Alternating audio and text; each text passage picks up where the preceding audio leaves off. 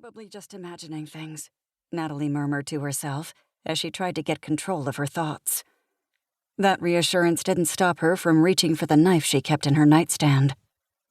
She tucked the 6-inch blade under her pillow before lying down again, reprimanding herself for overreacting. She pulled the quilt to her chin, wishing she could disappear beneath it and escape this entire situation. What happened to the successful, confident person she'd once been? Would she ever regain her life? Her freedom? Natalie wasn't sure. She hadn't known it was possible for fear to consume her like it did. Her therapist had said she was having panic attacks. Natalie didn't care what they were called. She only knew the terror she felt when they came upon her. No sooner had she nestled her head into the soft pillow did another noise thud outside. It sounded like a heavy, booted footstep on the wooden porch that stretched in front of the cabin. That was no raccoon. Someone was out there. He was out there. Natalie was certain of it. Trembling overtook her. She couldn't just lie here. Couldn't just wait for this guy to break into the cabin and find her, to finish what he'd started. That's when her thoughts turned to Lexi. She should be home by now, tucked into bed after working the evening shift. If anything happened to her sister because of her, Natalie couldn't finish the thought. She should never have come here. Lexi had her fair share of problems already. She didn't need Natalie bringing hers. Grabbing the knife again, Natalie slid out of bed. She pulled on some leggings and a sweatshirt before slipping on her boots. Since leaving the hospital after the attack, she always slept with them by her bed alongside a packed bag, just in case she needed to run. For the past several weeks, her whole life had revolved around her survival. Natalie prayed she was overthinking the situation and that she'd never actually have to utilize the escape plan she often rehearsed in her mind. But clearly, she wasn't overthinking. What she hadn't counted on was the real possibility of Lexi becoming collateral damage.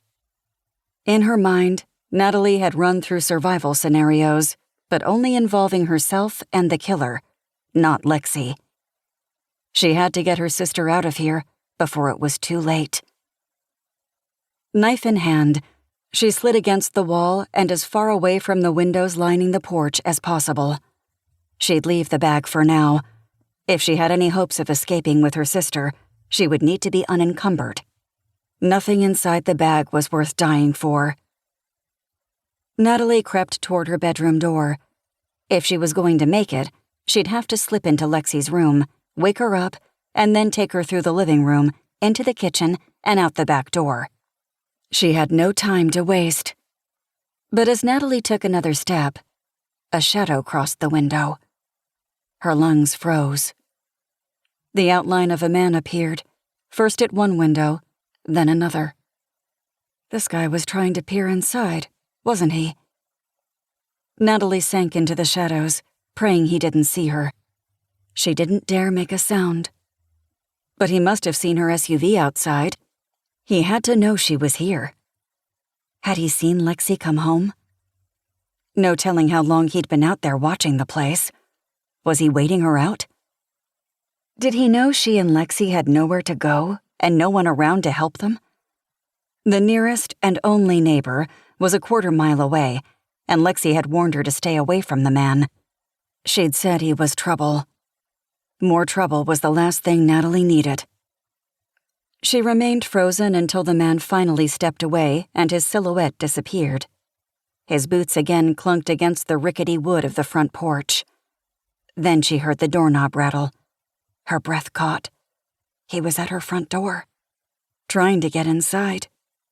He wasn't even trying to be quiet about it, as if he already knew he had the upper hand. Despair threatened to overtake her. Natalie couldn't let him get close enough to finish what he'd started. She had to get Lexi and get out of here. Her pulse continued to ramp up with every second that passed. But she forced herself to move, to fight for her life. She grabbed a jacket from behind her door and pulled it on. She always kept a flashlight in the pocket there. Then she grabbed her cell phone, which usually didn't even have service out here.